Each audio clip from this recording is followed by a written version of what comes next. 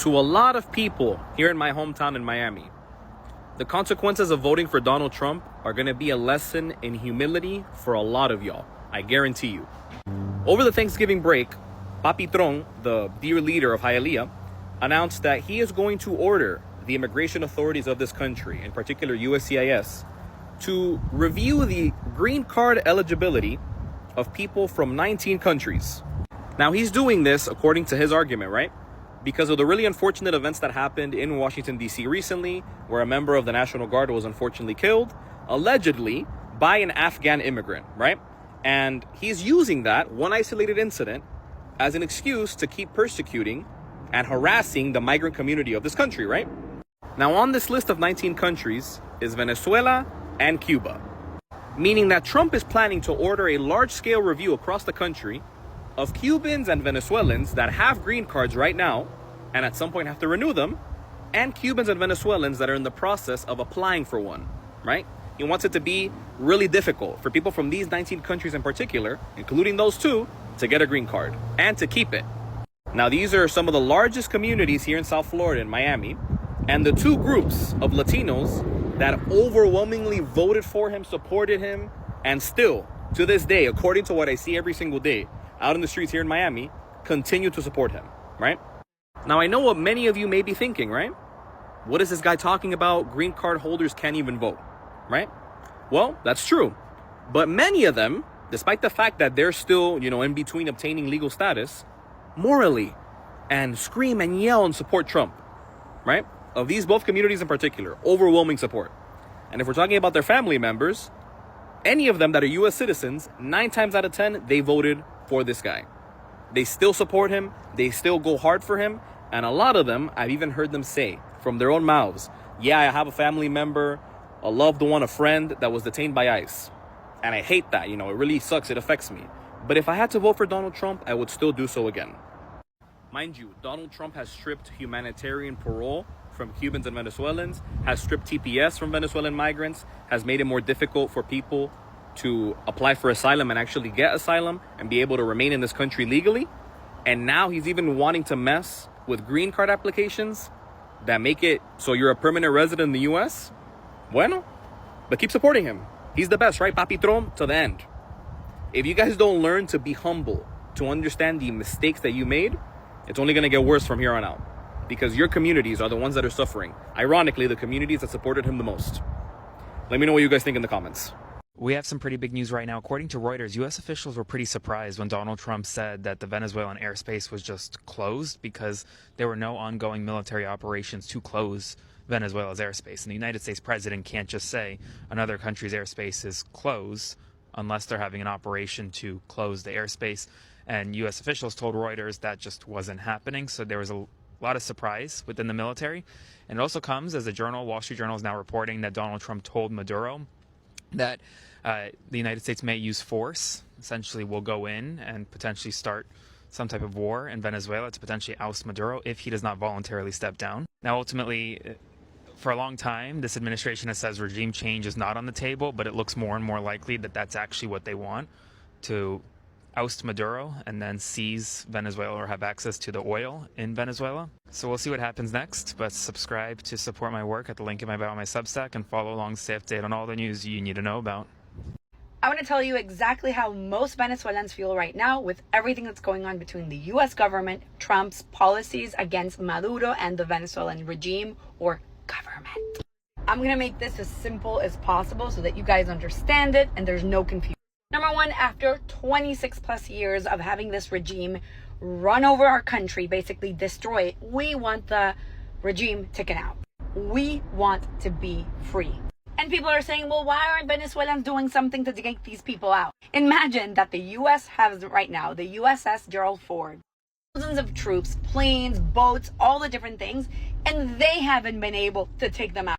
You think that we, who are unarmed and have tried every legal way possible to overturn the government, including legally winning the elections last year, you want us to take them out? How? Please give me exact instructions on how to do that, and then we'll talk. Number two, do we want to be invaded?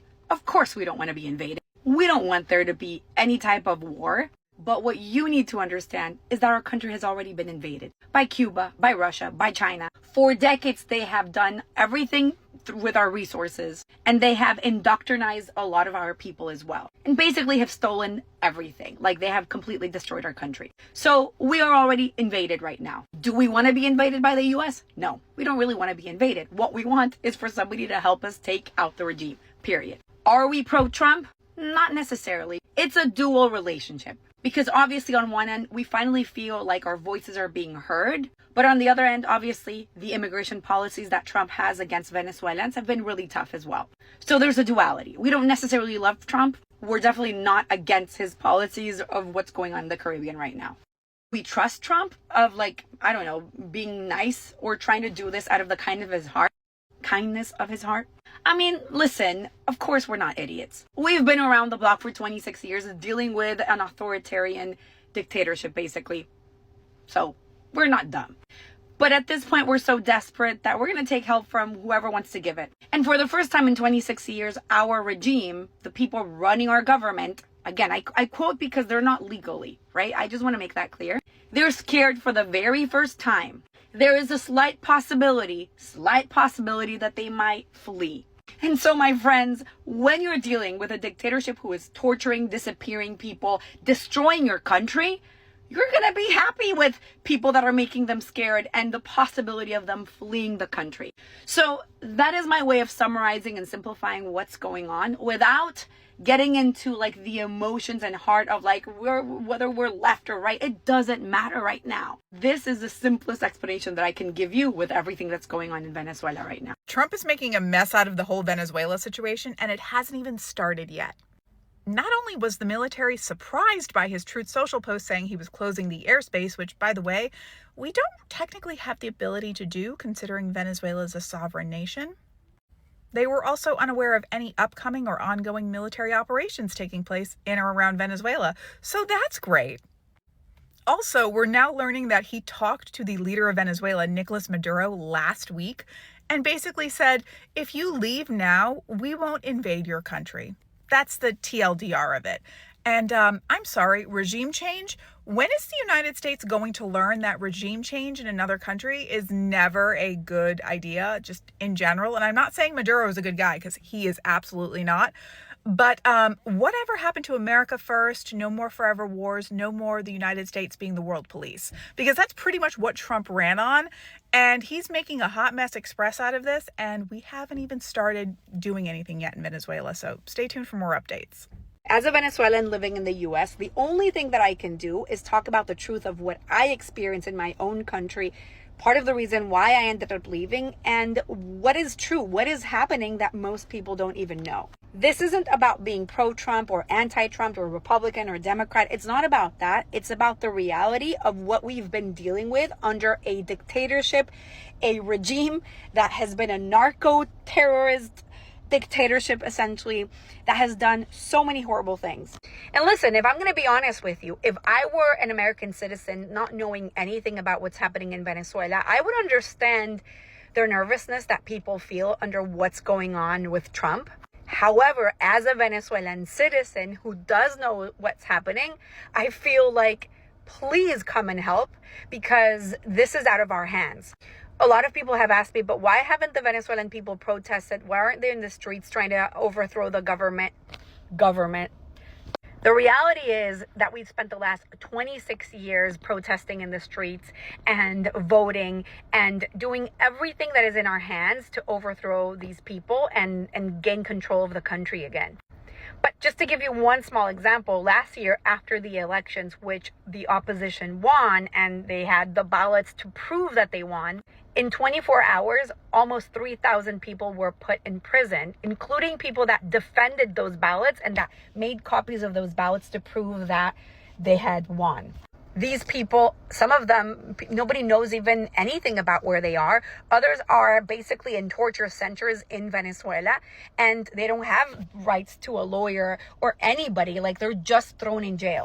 Even posting like messages or sending each other messages through WhatsApp, through private messages on your phone is enough to land you in prison right now. So voting or taking the streets is not as simple. We've done that thousands and thousands of times over almost 30 years. The only way to bring these people down and to recover democracy and to recover justice and prosperity and peace is to have somebody else end this war. The war already started years ago. What we need is external force to help us end it. Ultimately, I don't know where this is going to end. I have no clue what's going to happen in Venezuela right now and where Trump is going to take this. But of course, I'm in favor of something ending this situation or somebody ending this situation, because the pain that it has caused is beyond what I could even describe here. So I will continue sharing what I've seen in my country and what's going on, because most of the media isn't sharing the whole truth. They used us. They actually, during the campaign, and I don't want to make this political, but during the campaign, the elected officials from the Republican Party, they actually told us that he was not going to touch the documented people.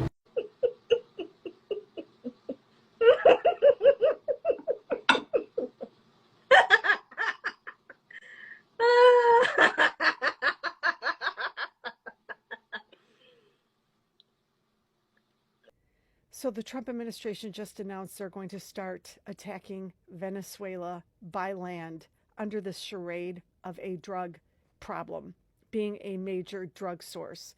This is exactly the charade we pulled off when we invaded Afghanistan and Iraq under false pretenses and left it completely unstable when there were actually other resources that we wanted.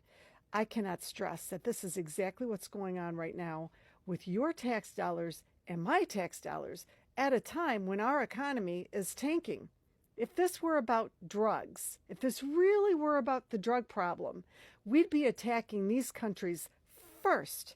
Mexico dominates the smuggling of most illicit drugs across the southwest border.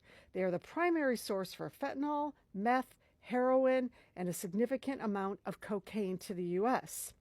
Colombia remains the world's primary producer of cocaine, with sources indicating that 98% of the cocaine seized in the United States originates there. This cocaine is typically shipped through the Pacific or Caribbean and then moved through Central America and Mexico. Peru and Bolivia, these are the other two major source countries for coca production in the Andean regions used to make cocaine, though most of their products are consolidated through Colombia for the U.S. market. Central American nations, Guatemala, Honduras, El Salvador, Nicaragua, Costa Rica, Panama, and Belize, these countries serve as critical transit points for cocaine moving north from South America to Mexico. The Dominican Republic, Jamaica, and the Bahamas. These Caribbean nations are major transit hubs for drugs, primarily cocaine, moving via the Caribbean corridor. China, while not a source for plant-based drugs, China is a major global source of precursor chemicals used by Mexican cartels to manufacture synthetic drugs like fentanyl and meth. And then Ecuador. Ecuador's coastlines are increasingly used as key departure points for drugs, especially cocaine, alongside Colombia. Venezuela. We finally reached fucking Venezuela on the list. Is primarily considered a significant transit country for cocaine originating in Colombia. However, U.S. government data indicates the majority of U.S.-bound cocaine, around 80%, moves via the Pacific corridor, largely bypassing Venezuela, making countries along that primary route, Colombia, Ecuador, Central America, Mexico, more significant in overall volume to the U.S. market. Let me tell you something else about Venezuela. Venezuela has the largest proven oil reserves in the world, 300 billion barrels, even larger than the reserves in Saudi Arabia. The biggest donors to Donald Trump's presidency was big oil and all the LLCs and subsidiaries and so forth. Look it up. The ones that donated over $1 million have direct ties to the oil industry. Saudi Arabia cozying up with Donald Trump to get access to this oil in Venezuela by using your tax dollars and my tax dollars, and then pissing on us and telling us it's raining. In other words, it has to do with this drug problem they made up, is ludicrous. This is crazy. And we have madmen at the steering wheel, bypassing Congress and every other international law, and just going around killing anybody, and now we're going to invade their country. That's it. Press conference in Doral Monday, Venezuelan Americans denounced the Trump administration and South Florida Republicans. More than betrayed, beyond betrayed. They used us. They actually, during the campaign, and I don't want to make this political, but during the campaign, the elected officials from the Republican Party, they actually told us that he was not going to touch the documented people. Venezuelan Trump supporters are sounding off that they've been betrayed by Donald Trump because they thought during the campaign that he was talking about deporting other immigrants and not them. But now they're finding out that no, he meant them too. Take a listen to what's happening. Venezuelan Americans denounced the Trump administration and South Florida Republicans. More than betrayed, beyond betrayed. They used us. Yeah, they used you. And they were open about it too. It's not as if Donald Trump didn't tell people, I only want you for your vote. But this is just one of countless stories of people who really believed that Donald Trump was just going to go after other people and not them. Somehow his supporters would be immune to the consequences. There was a story out today of a Cuban immigrant who was a staunch Trump supporter who is now in ICE custody, ready to be sent back to Cuba. This is an unfortunate thing that is happening. And while I don't necessarily feel bad for the people that actively supported and campaigned for Trump, there are countless people who are suffering the consequences of their decisions.